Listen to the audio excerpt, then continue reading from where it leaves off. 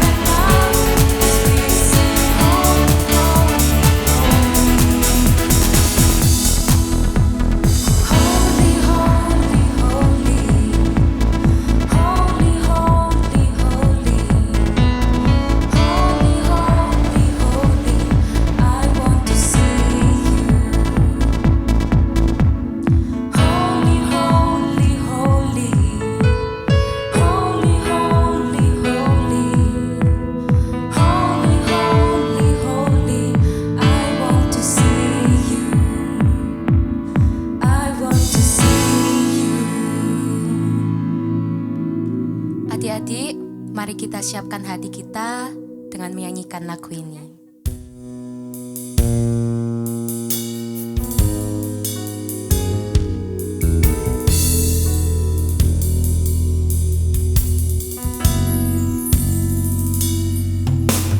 Ku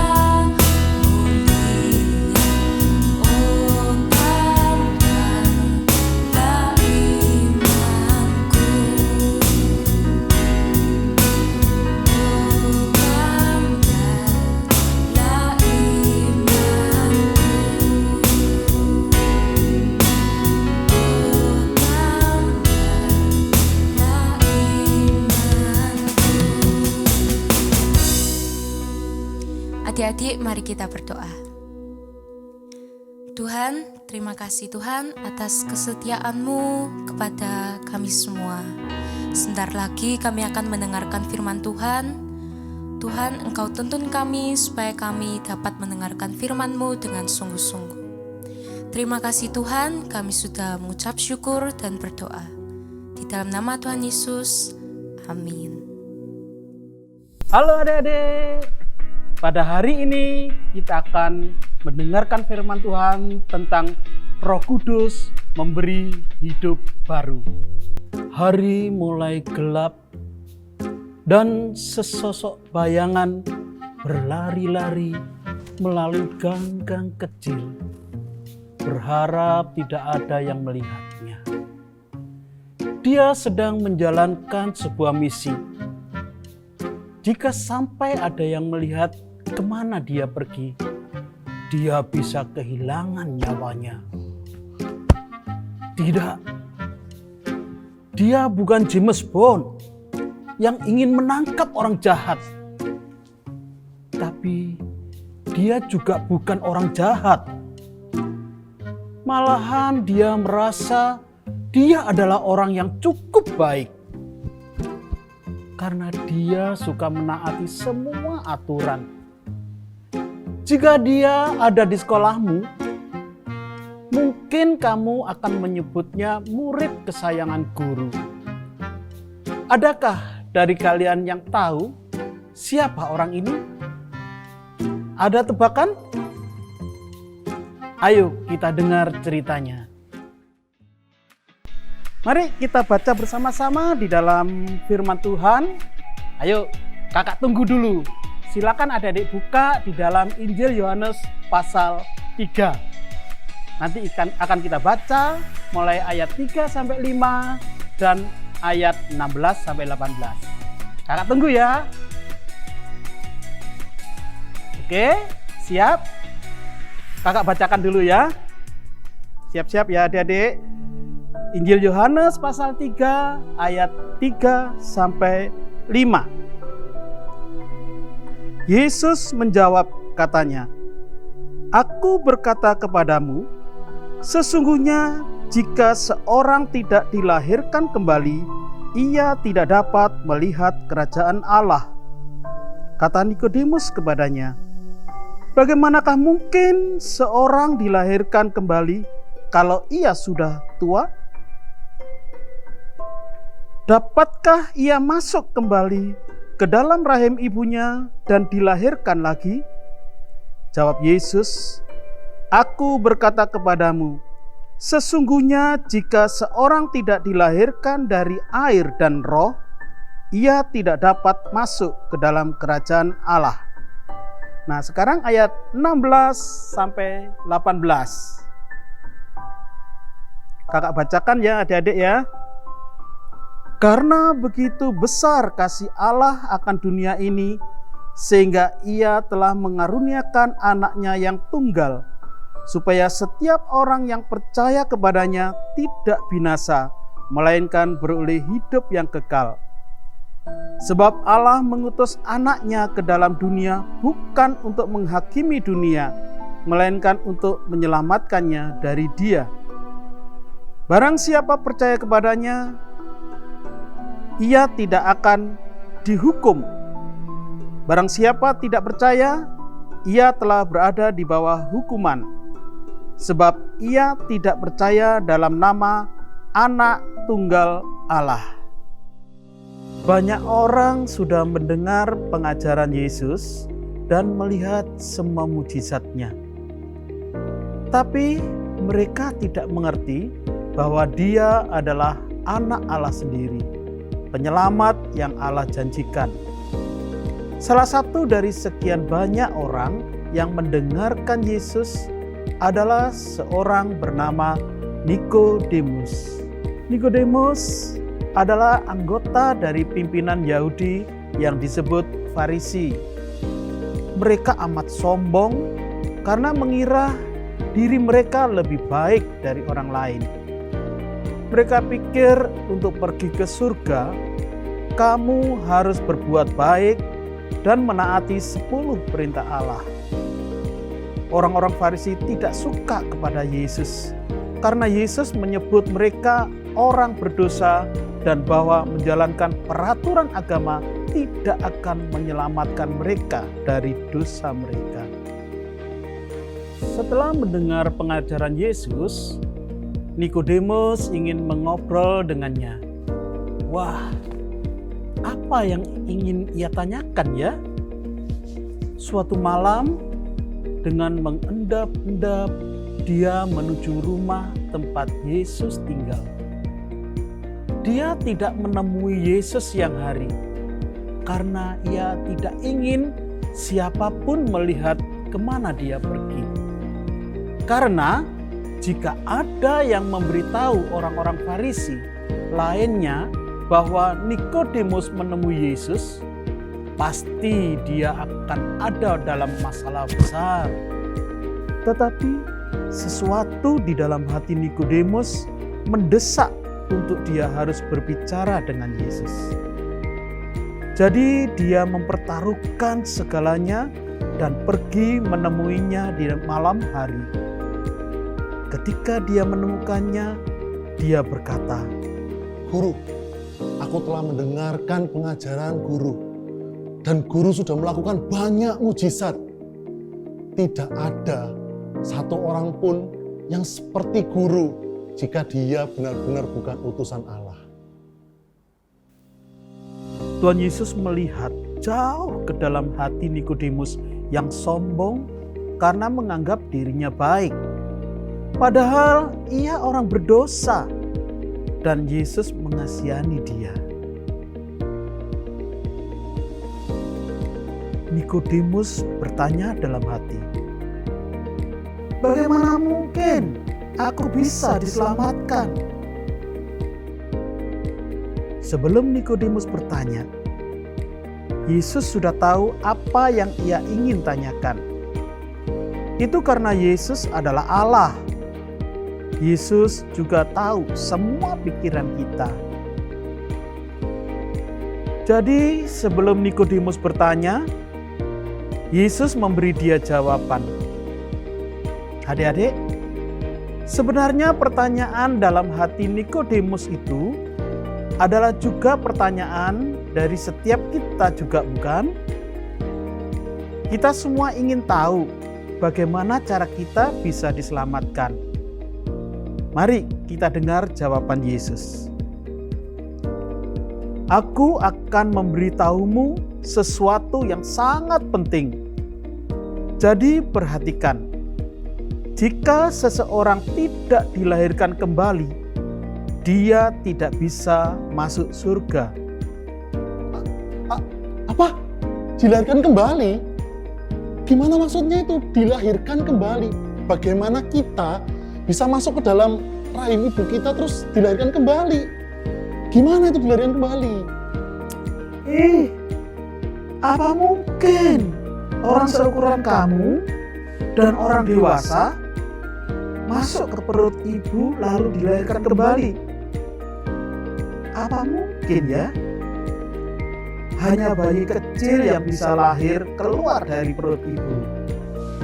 Bingung kan adik-adik? Nah, Yesus melihat raut wajah Nikodemus. Mungkin seperti wajah kamu saat ini.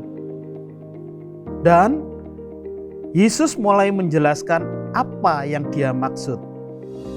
Aku bukan berbicara tentang kelahiran fisik, seperti seorang bayi yang lahir dalam keluarga manusia, tetapi tentang kelahiran rohani yang menjadikan kita bagian dari keluarga Allah. Tuhan Yesus menjelaskan bahwa Nikodemus tidak bisa menjadi bagian dari keluarga Allah hanya dengan menjalankan peraturan atau mencoba jadi orang baik. Dia perlu hati yang baru supaya dia bisa bertobat dari dosanya dan mengasihi serta percaya kepada Tuhan Yesus. Hati yang baru yang Nikodemus perlukan adalah hati rohani. bukan seperti yang ada dalam tubuh kita. Mengapa kita perlu hati rohani yang baru? Apa yang salah dengan hati yang kita miliki sekarang? Benar, hati kita penuh dosa, sehingga menghalangi kita untuk mengasihi dan menaati Allah. Kita perlu hati rohani yang baru, yang percaya kepada Tuhan Yesus untuk menyelamatkan kita dan dapat menaatinya karena kita mengasihinya. Ingatkah adik-adik apa arti pertobatan? Benar-benar menyesali dosa kita, membenci dan berhenti melakukannya. Karena hati lama kita berdosa, kita tidak bisa bertobat dengan kekuatan kita sendiri. Roh Kudus harus memberi kita hati yang baru supaya kita bisa bertobat dan percaya kepada Yesus. Dapatkah kalian melihat angin? Bagaimana kalian tahu angin sedang bertiup? Kita dapat merasakan dan melihat benda bergerak itu karena ada angin. Kita tidak bisa melihat angin, tapi bisa melihat apa yang dilakukan oleh angin. Nah, Tuhan Yesus berkata kepada Nikodemus bahwa Roh Kudus itu bekerja seperti angin.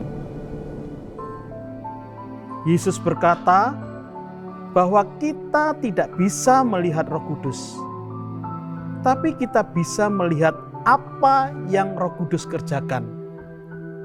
Ketika Roh Kudus memberi seseorang hati yang baru, orang tersebut dilahirkan kembali sehingga ia mau bertobat dari dosanya dan percaya kepada Tuhan Yesus. Pernahkah kamu melihat layang-layang?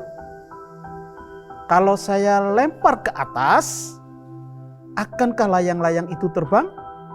Tidak bisa, karena tidak ada angin.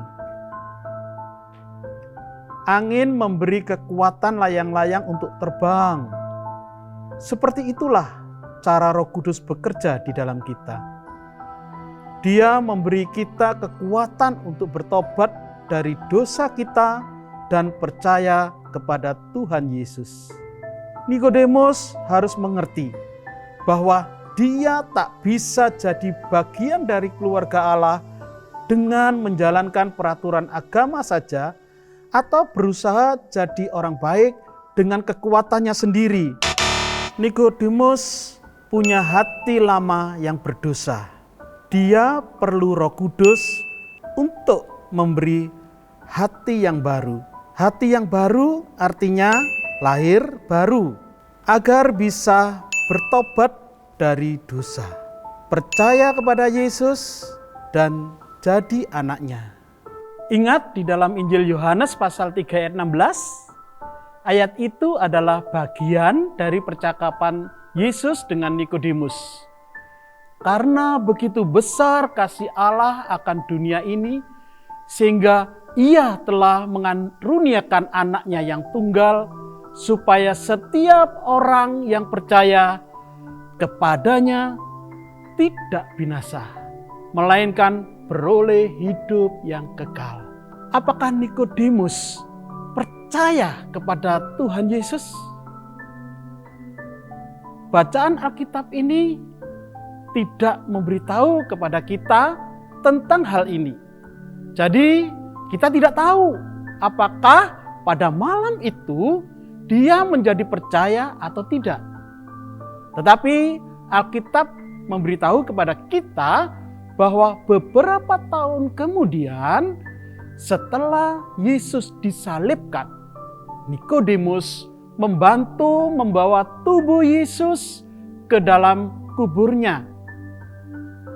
Jadi mungkin Nikodemus mengasihi Yesus. Kalau dia tidak mengasihi Yesus, dia tidak akan peduli untuk ikut menguburkan Yesus. Ketika tak ada seorang pun yang berani mengaku sebagai murid Yesus. Mungkin Roh Kudus telah memberi hati yang baru kepada Nikodemus. Dan dia menjadi bertobat dan percaya kepada Tuhan Yesus. Hanya Allah yang tahu pasti akan hal ini. Kita tidak punya alasan untuk membanggakan diri kita sendiri. Kita bisa percaya kepada Yesus bukan karena kita baik atau pintar, tetapi karena belas kasihan Tuhan. Roh Kudus memberi kita hati yang baru, sehingga kita bisa bertobat, percaya kepada Yesus, dan menjadi anaknya. Dalam kitab Galatia pasal 5 ayat 22 dan 23, sebagai anak-anak Allah, kita dipimpin oleh Roh Allah dan hasilnya ialah kita saling mengasihi, kita bersuka cita, kita punya damai sejahtera, kita punya kesabaran, kita punya kemurahan hati, kita punya kebaikan hati terhadap orang lain, kita setia, kita rendah hati, dan kita selalu menguasai diri. Ayo adik-adik, kita berdoa. Bapa di surga, Bapa di dalam nama Tuhan Yesus Kristus, kami sungguh bersyukur atas firman-Mu pada hari ini. Karena Engkau sudah mengajarkan kami untuk memberi hati yang baru melalui Roh Kudus-Mu. Tuhan, biarlah Roh Kudus-Mu yang sudah ada di dalam hati kami memampukan kami untuk bertobat Tuhan. Percaya kepada Yesus dan melakukan setiap firman Tuhan. Supaya kami boleh menjadi anak-anak Tuhan yang lahir kembali, yaitu anak Tuhan yang lahir baru. Maka dengan demikian, maka kami boleh memperoleh damai sejahtera sukacita yang dari Engkau Tuhan. Terima kasih buat firman-Mu. Di dalam nama Tuhan Yesus, kami sudah berdoa dan mengucap syukur. Haleluya. Amin. Ayo adik-adik, sekarang kita akan menghafal ayat hafalan. Ayat hafalan kita kali ini ada di dalam 1 Tesalonika pasal 5 ayat yang ke-9. Allah memilih kita bukan untuk dihukum, tetapi untuk diselamatkan melalui Tuhan kita, Yesus Kristus. Yuhu! Sekali lagi ya.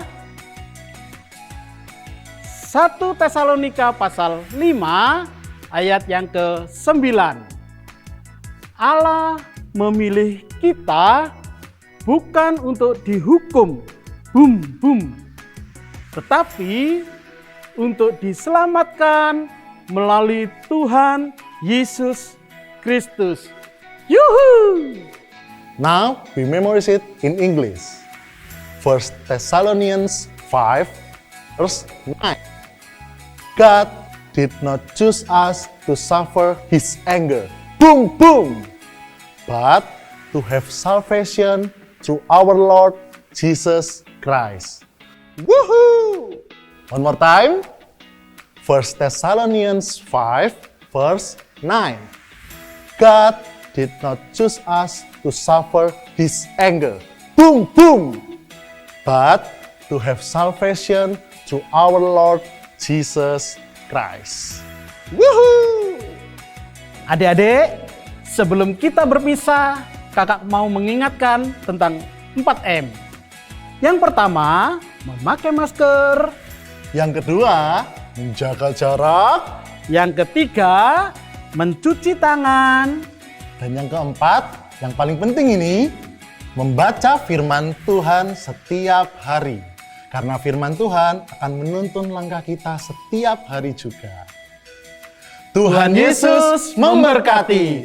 Sampai jumpa.